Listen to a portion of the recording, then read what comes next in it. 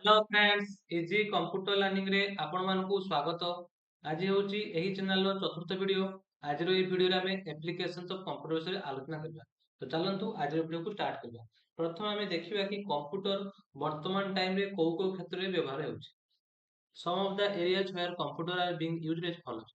तो प्रथम हमें देखिबा बैंकिंग सेक्टर रे वर्तमान टाइम रे कंप्यूटर किबरि भाबे व्यवहार करा होउची। Computer are used in bank for electronic money transfer, making deposit, voucher, bank seat etc.. तो एठार से कहूची कि बैंक रे इलेक्ट्रॉनिक टंका हस्तांतर करिया पई, टंका जमा करिया पई, भाउचर, बैंक सीट आदि क्षेत्र रे कंप्यूटर व्यवहार होउची। एहा व्यतीत आमे देखि परिबा जो एटीएम मशीन रहिଛି। तो मु पूर्व क्लास रे कहितली एटीएम मशीन गोटिए स्पेशल पर्पस कंप्यूटर जहा कि स्पेशल पर्पस पई व्यवहार करा जाय। एहा व्यतीत आमे देखि परिबा जो बैंक रे पासबुक अपडेट होउची, जो बैंक रे पासबुक अपडेट करा होउची ताहा मध्य आमे काहा साहाଯ୍य करूचे कंप्यूटर साहाଯ୍य करूचे। तो एमती बहुत किछि काम रही अछि बैंक रे जाकि कंप्यूटर द्वारा सॉल्व होइथाय। तापर आमे देखिबा एजुकेशन क्षेत्र रे कंप्यूटर को केवल भाबे व्यवहार कराइछ, माने शिक्षा क्षेत्र रे कंप्यूटर कोन कोन व्यवहार रही अछि। Computer is very effective tool which can be used for teaching and learning, result processing, student data processing, notes preparation etcetera. तो एठारे से कहूची कि कंप्यूटर शिक्षा और शिक्षादान ପାଇଁ ଏକ ଅତ୍ୟନ୍ତ କାର୍ଯ୍ୟକ୍ଷମ ଉପକରଣ। ଏହା ଫଳାଫଳ ପ୍ରକ୍ରିୟା, ଛାତ୍ର ତଥ୍ୟ ପ୍ରକ୍ରିୟା, ନୋଟ୍ସ ପ୍ରସ୍ତୁତି ଆଦି କ୍ଷେତ୍ରରେ ବ୍ୟବହାର କରାଯାଏ। ତାପରେ ଆମେ ଦେଖିବା ଏଣ୍ଟରଟେନମେଣ୍ଟ କ୍ଷେତ୍ରରେ। ଯଦି ଆମେ ଦେଖିବା ଯେ ମନୋରମ ବିନୋଦନ କ୍ଷେତ୍ରରେ ଆମେ କମ୍ପ୍ୟୁଟର କିଭଳି ଭାବରେ ୟୁଜ୍ କରୁଛେ।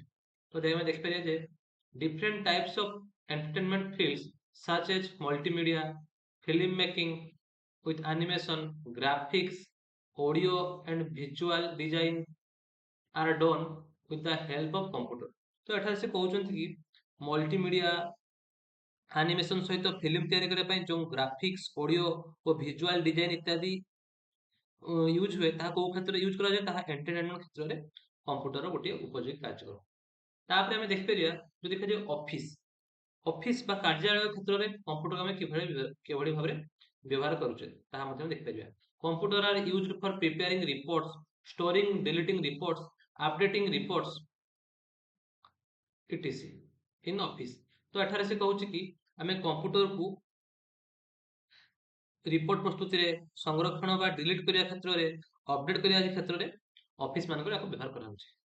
तापर ଆମେ ଦେଖିବା जो एडवर्टाइजमेंट जे ଆମେ ଦେଖିବା विज्ञापन क्षेत्र में कंप्यूटर को आम कि भाव व्यवहार करुचे। तो आम देखिए विज्ञापन क्षेत्र में computer are used in different field of advertisement such as business advertisement, film advertisement, education advertisement etcetera. तो एठारे से कहउछन्ति कि एडवर्टाइजमेंट क्षेत्र में जेमिति कि कंप्यूटर व्यवसाय विज्ञापन, फिल्म विज्ञापन, शिक्षा विज्ञापन आदि विभिन्न विज्ञापन क्षेत्र में कंप्यूटर को मध्य आम व्यवहार करुचे। तापर आम देखिबा कि बिजनेस बा व्यवसाय क्षेत्र में कंप्यूटर को आम कि भाबे व्यवहार करुचे। Computer are used in business for accounting, keeping all records up to date etcetera. तो एठारे से कहउची कि आम व्यवसाय क्षेत्र में हिसाब किताब रखिबा एवं समस्त रेकर्ड सठिक भाव में अपडेट रखिया पई कंप्यूटर को व्यवहार करता।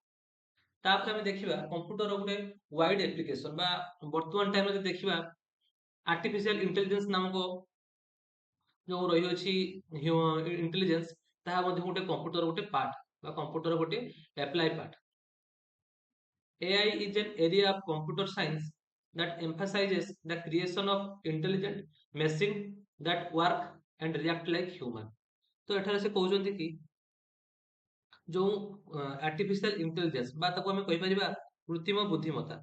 एआई होउची कंप्यूटर विज्ञान रो एक शाखा जहा एमिति बुद्धिमत्ता जंत्र तैयारी करिबारे गुरुत्व दिए जोठारे कि मेशिन माने मनुष्य भଳି काम करि परिबे ओ प्रतिक्रिया मध्ये देइ परिबे।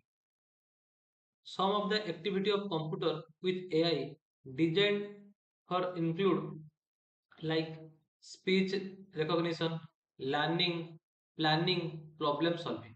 तो एठारे से कहउछन्ति कि एआई द्वारा नियंत्रित कंप्यूटर जो कार्य गुड़िक व्यवहृत हुए से गुड़िक होची स्पीच रिकॉग्निशन, लर्निंग, प्लानिंग बा प्रॉब्लम सॉल्विंग। जेकोसी प्रॉब्लम को सॉल्व करिया पई जो कार्यक्षम बा दक्षता थाए ପ୍ଲାନିଂ କରିବା, ଯେକୌଣସି କାର୍ଯ୍ୟକୁ ଶିଖିବା, ସ୍ପିଚକୁ ରେକଗ୍ନାଇଜ କରିବା, ଏଇ ସବୁ କାମ କିଏ କରିଥାଏ? ଏଆଇ ର କିଛି ଗୋଟେ ଆକ୍ଟିଭିଟି। ତାପରେ ଆମେ ଦେଖିବା ଆଉ ଗୋଟେ ୱାଇଡ ରେଞ୍ଜ ଅଫ ଆପ୍ଲିକେସନ ରହିଅଛି କମ୍ପ୍ୟୁଟର, ଯାହାକି ରୋବୋଟିକ୍ସ ଫିଲ୍ଡ। ତ ରୋବୋଟିକ୍ସ ମଧ୍ୟ କମ୍ପ୍ୟୁଟର ଗୋଟେ application part. Robotics is the branch of engineering and science that deals with the design, construction, operation, and robot as well as computer system for their control, sensory feedback, and information processing। तो एठारे से कहउछन्ति कि robotics होउची एमिति एक engineering ओ विज्ञानर शाखा जहा robot तैयारी करिया, चालना, नियंत्रण ओ सेंसर फीडबैक ओ तथ्य प्रक्रिया सहित जड़ित। तो एठारे जदि आमे गोटे प्रश्न उठे जे रोबोटिक्स रोबोट कोन पाई?